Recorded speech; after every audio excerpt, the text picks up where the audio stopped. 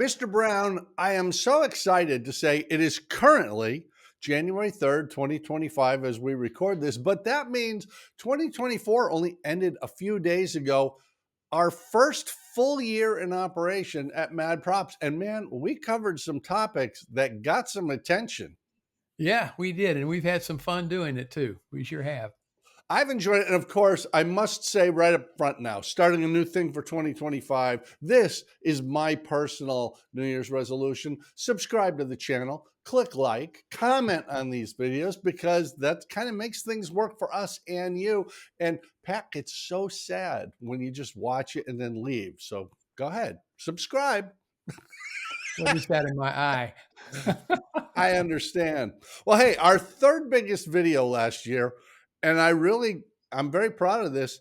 It was on basic med, which Right. wasn't even a thing a few years ago. Now, more than 10% of the pilot population uses it. And by the way, more than 400 likes on that video and 125 comments. So if viewers get in, we actually do read the comments and respond. But that's a great topic, wasn't it, Pat? Basic med.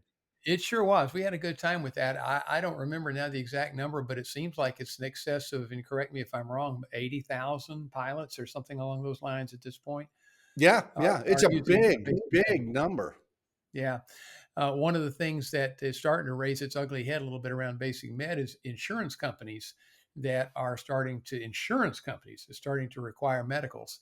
So we'll be watching that as time moves forward and seeing if anything FAA or EAA or AOPA or any of the alphabet organizations can do to help mitigate that. Although there are some insurance companies that are starting to write liability policies only, and not basically not whole coverage, but liability only. So it's not a great solution, but it is a solution we didn't have a year ago.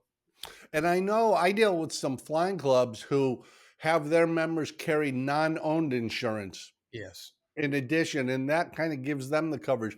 That is one of the great topics because, in all honesty, the FAA has their rules, but the insurance company has their own, and they're not mandated to follow the FAA rules. They can have higher standards. So that's something to consider. Number two, Pat, and I really like this because there was a lot of conversation on this one.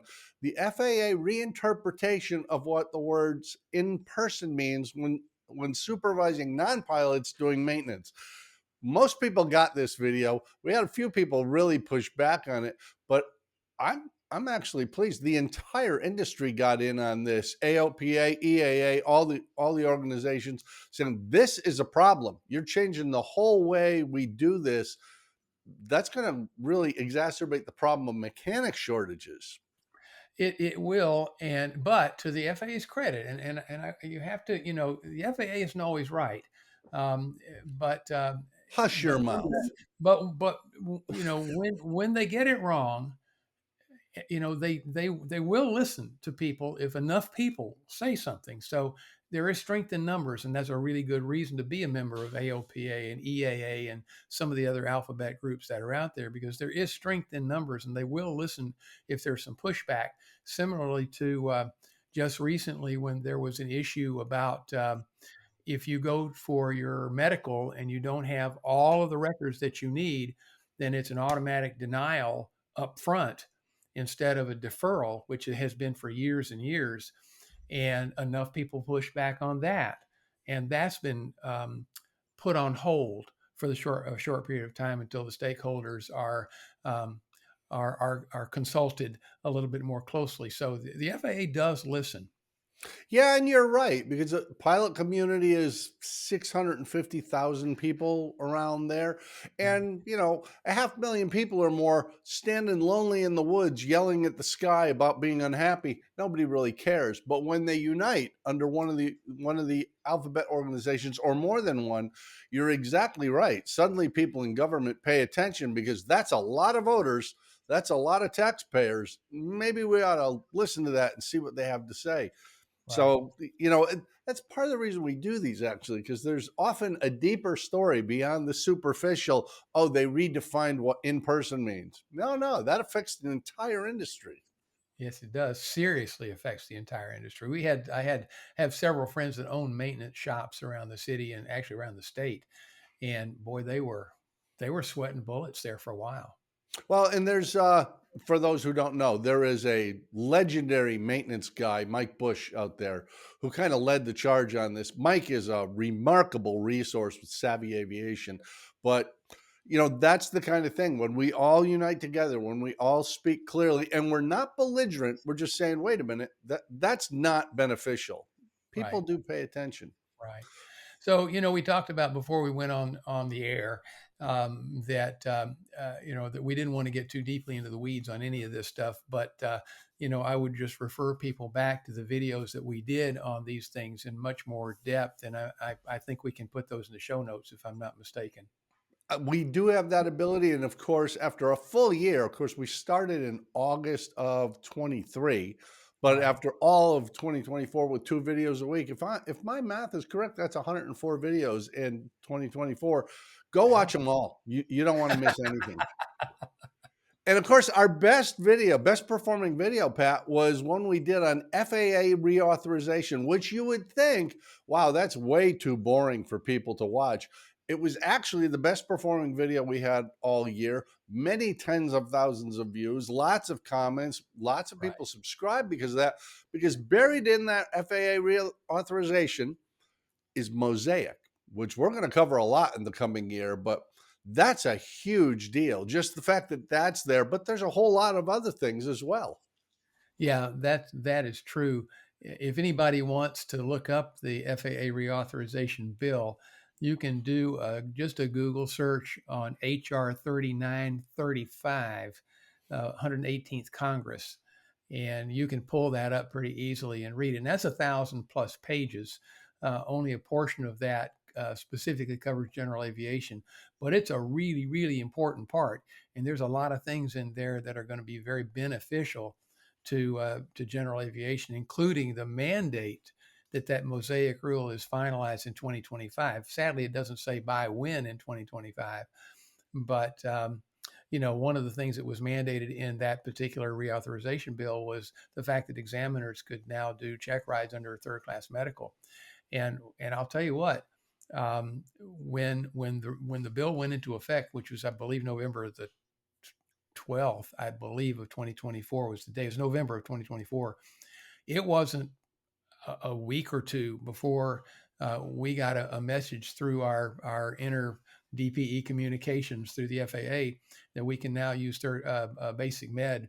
And so it was that quick. So, and there's a lot of those kind of things that went into effect either the 1st of December or towards the end of December, like the removal of the expiration dates on the CFI certificates and things like that. So lots of things in that reauthorization bill that have a direct impact on everybody watching this channel. You've used the word mandate a couple times, and I think it's really important to point out there's two ways things can happen in aviation. Either the FAA can issue a notice of proposed rulemaking, we go through a process, and eventually they come to the finalized rule after taking public input, or as happened in this case, Congress passes a bill and says, this is what you must do. And that's why the word mandate is real.